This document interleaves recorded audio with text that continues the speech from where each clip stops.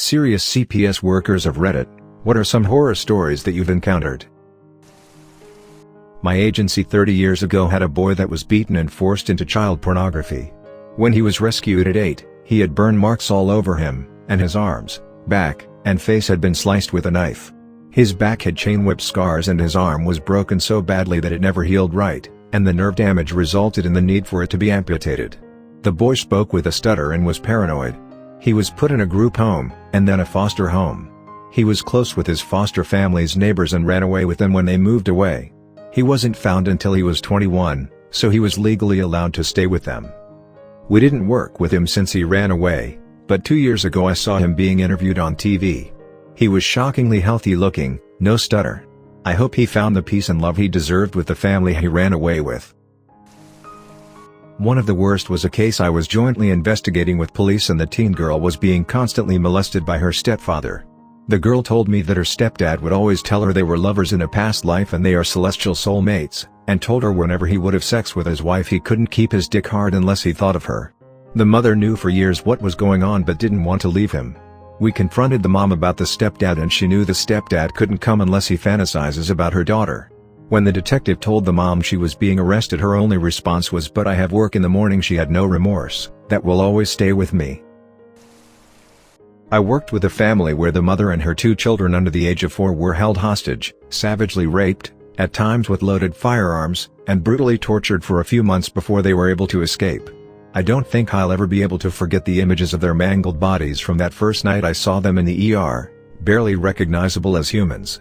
I think the hardest part of that whole story is that the children are in custody and flourishing, but the plan is reunification with the mother who is back with the abuser.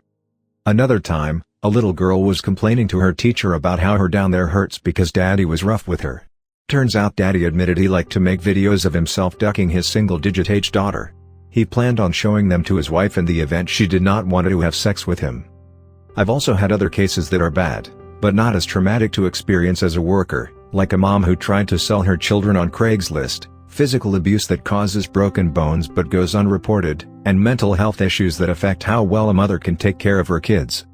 I was surprised how a lot of my assumptions about being a CPS worker have been completely shattered by the families I encountered as an intern in a forensic unit. It wasn't the poor and downtrodden that I interacted with most of the time, but the middle-class white family that would go unnoticed. It really blows my mind. From my wife, who works with disabled/abused/otherwise non-standard kids.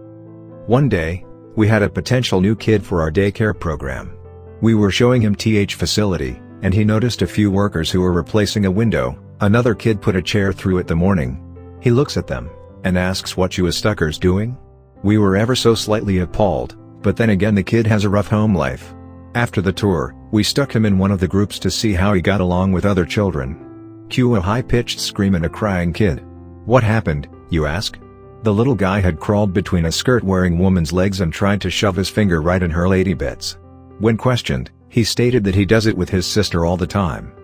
We later learned that the whole family often watched porn together. Hello foster care. And now for the shocker, that little boy was 5 years old. Not with CPS, but I was a child therapist who worked in a school. I saw some really terrible stuff. One thing that broke my heart was a kid who frequently defecated on himself while at school. His parent wouldn't take him to the doctor to make sure there was no physical issue, and wouldn't be bothered to send him with extra clothes or bring him extra clothes, so he would have to spend all day in school with poop in his pants. His teachers would sit a chair outside the classroom near the door so he could still hear the lessons. He wasn't even one of my clients, because his parent wouldn't agree. I think the saddest part is the parents not giving the child an extra set of clothes. If I was the teacher I would buckle down and buy him an extra set, since the parents neglect too. I think I may be too late. But here it is. I was working as a social worker and got called for an emergency case.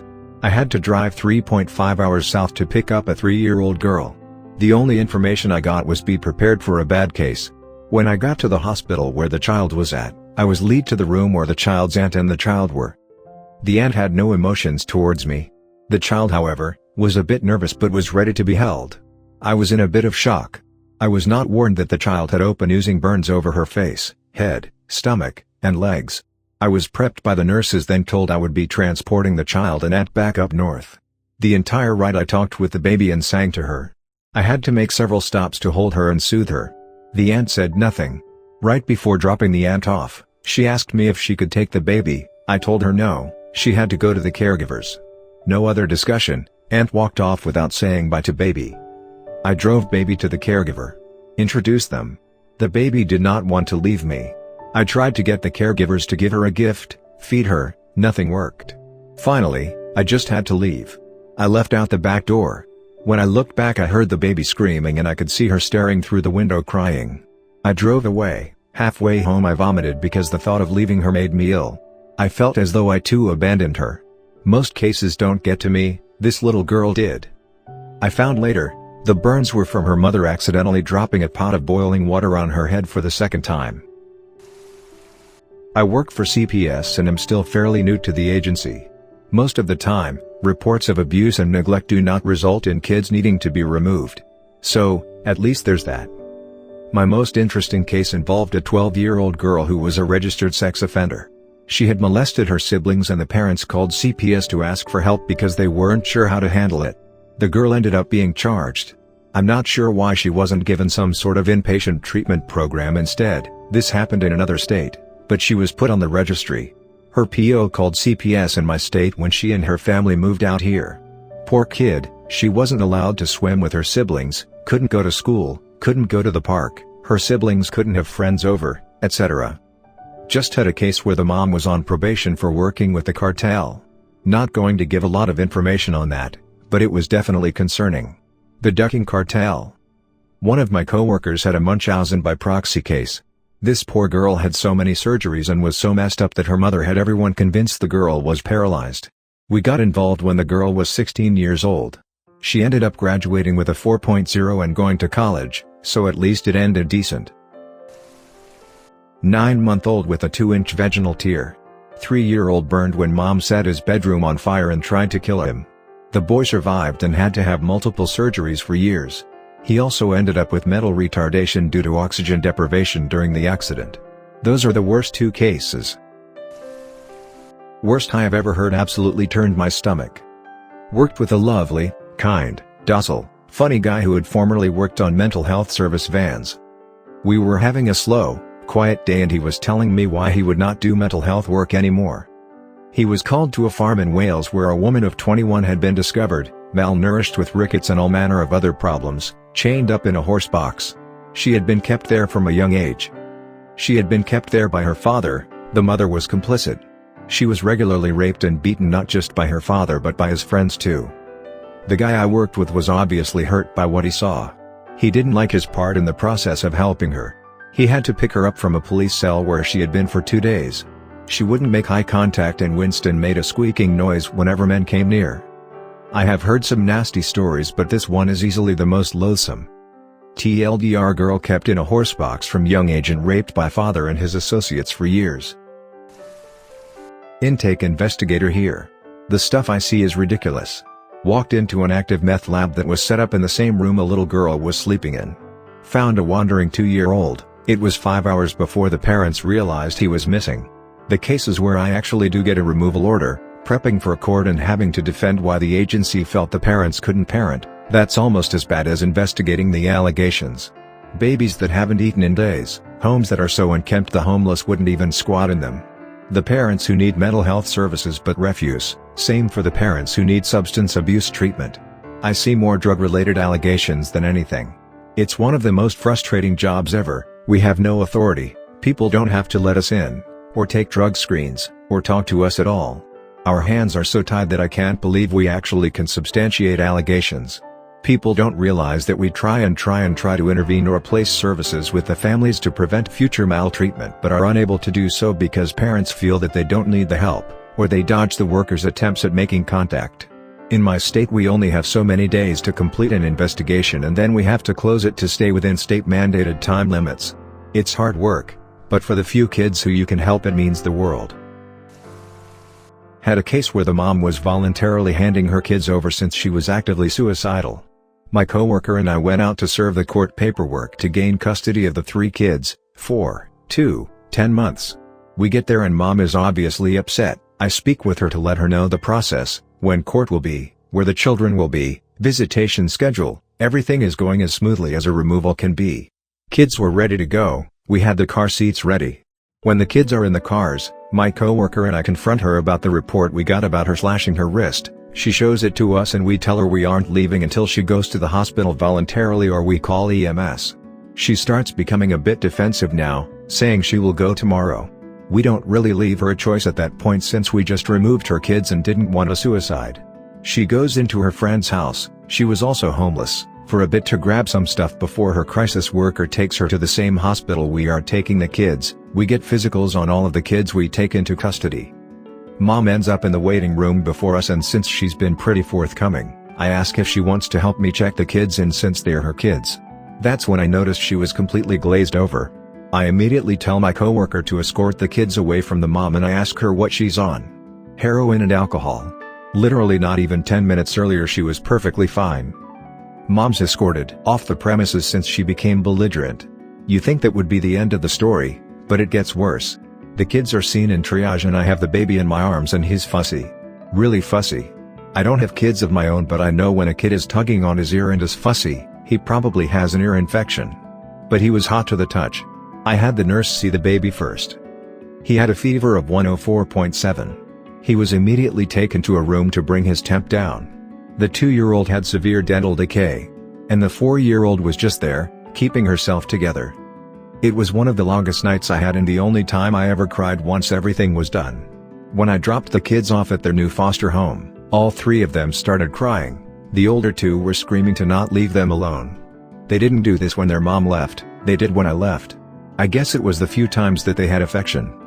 In hindsight, I'm thankful that mom called us when she did or else that could have been a dead child. The kids have been adopted as mother couldn't stay clean long enough for a successful reunification.